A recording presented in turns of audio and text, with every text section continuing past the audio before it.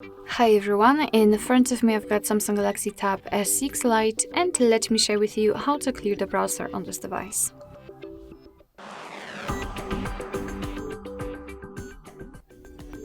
Alright, so first of all we have to open our browser, and in my case it will be Google Chrome.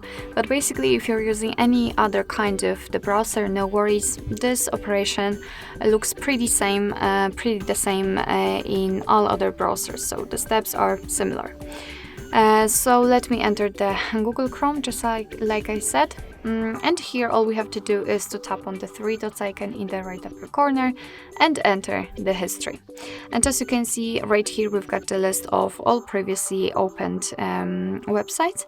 If you want to, you can of course remove them manually one by one just by tapping on those X button right next to it. And in my case it would work because, as you can see, I've got only three different websites previously opened.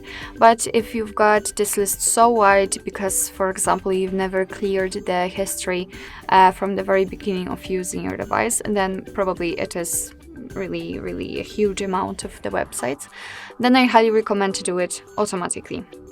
So to do that, we have to tap on the clear browsing data, and here we've got some basic and advanced options. So in basics we've got the browsing history, cookies and site data, and cached images and files. And in advanced we've got also saved passwords, autofill from data, and site settings.